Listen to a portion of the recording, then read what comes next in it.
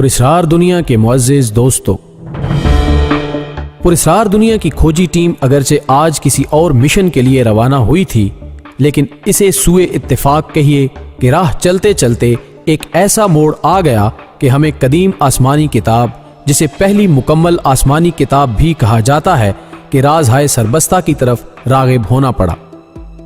हम में से शायद कम लोगों के इल्म में ये बात होगी कि ज़बूर, जो कि अल्लाह के पैगंबर हज़रत दाऊद अलैहिस्सलाम पर उतारी गई, को पहली आसमानी किताब के तौर पर तस्लीम किया जाता है।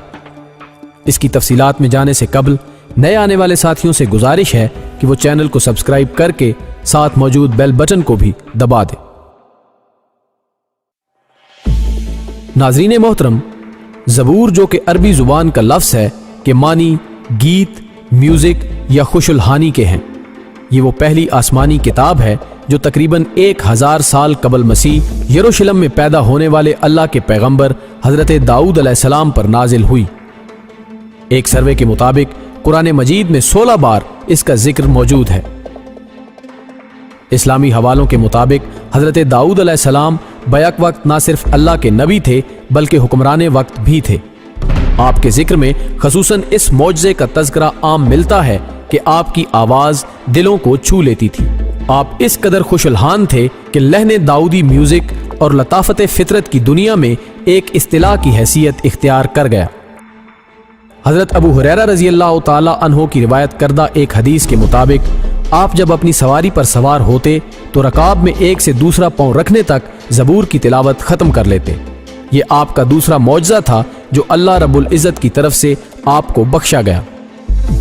जलीलुल कद्र पैगंबर हज़रत सुलेमान अलैहिस्सलाम आपके फर्जंदे अर्जुमन थे और कहा जाता है कि जब हज़रत सुलेमान अलैहिस्सलाम ने जवानी की हदूद में कदम रखा तो अल्लाह की तरफ से हज़रत दाऊद को तीसरा मौजज़ा अता किया गया, जिसकी बदौलत लोहा आपके हाथ में आकर मोम हो जाता था।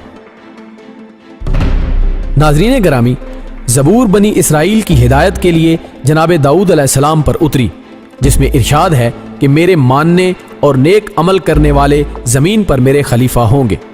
अगरचे इस किताब इलाही में दीगर और भी कई अहकामात मौजूद थे जो कि बनी इसराइल की हिदायत के लिए उतारे गए, लेकिन इम्तदाद ज़माना की बदौलत अब ज़बूर का असल नुस्खा नापैद हो चुका है और इनके मानने वालों ने अपने मुफादात के पेश नज़र इसमें कई तब्दीलियाँ कर दी हैं। इसलिए यकीन के साथ इस किताब का कोई और हवाला देना करीने इंसाफ नहीं होगा। कुरान के मुताबिक हज़रत दाऊद अलैहिस्सलाम की दानाई और जहानत भी बेमिसाल थी।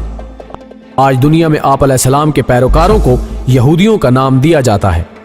याद रहे कि हज़रत याकूब अलैहिस्सलाम, जिनका लक़ब इसराइल था, आपकी आल में हज़रत मूसा अलैहिस्सलाम तक जितने भी पैगंबर गुजरे उन सब को औलाद इसराइल और उन सब पैगंबरों के मानने वालों को बनी इसराइल कहा जाता है।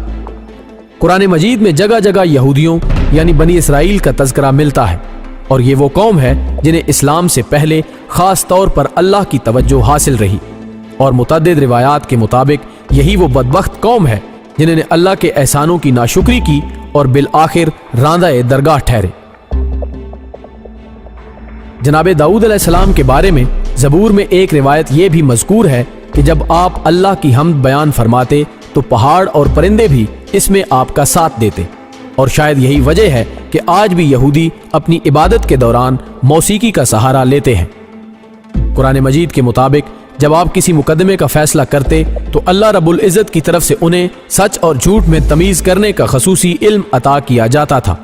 एक ये भी रिवायत मिलती है कि एक दफ़ा हज़रत दाऊद अलैहिस्सलाम को बारगाह इलाही की तरफ से किसी इम्तिहान का सामना करना पड़ा, जिसमें पूरा उतरने के लिए आपने अल्लाह के सामने सजदा रेज होते हुए सुरखरू होने की दुआ फरमाई, जिसको खालिक़े कायनात ने ना सिर्फ कबूल फरमाया बल्कि कुरान मजीद में सूरा दाऊद में जहाँ ये वाक़या मज़कूर है, हुक्म दिया गया कि इसको पढ़ने वाले भी जनाब दाऊद की नकल करते हुए अल्लाह के सामने सजदा रेज हो जाए।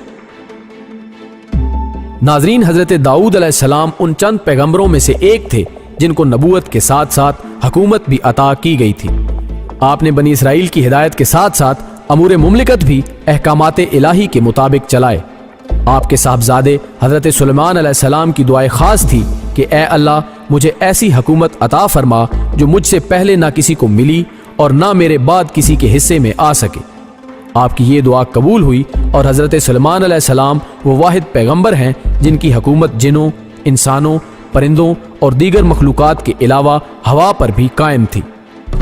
جب حضرت عمر رضی اللہ تعالی عنہ نے یروشلم یعنی بیت المقدس کو فتح کیا تو آپ نے ادائیگی نماز کے لیے محراب داؤد کو تلاش کیا، جس کو ٹاور آف ڈیوڈ بھی کہا جاتا ہے۔ حدیث کے مطابق حضرت داؤد علیہ السلام کی نماز اور روزہ اللہ کے نزدیک پسندیدہ ترین عبادات تھیں۔ ناظرین گرامی، چونکہ زبور کا اصل نسخہ ناپید ہو چکا ہے، اس لیے کسی بھی غیر ارادی کمی بیشی پر اللہ سے معافی طلب کرتے ہوئے یہ ویڈیو آپ کی پیش خدمت ہے۔ پسند آنے کی صورت میں دوستوں کے ساتھ شیئر کرتے ہوئے ہمیں اپنی قیمتی آراء سے بھی آگاہ رکھیں۔ ہماری اگلی ویڈیو آنے تک اپنا اور اپنے پیاروں کا ڈھیر سارا خیال رکھیے گا۔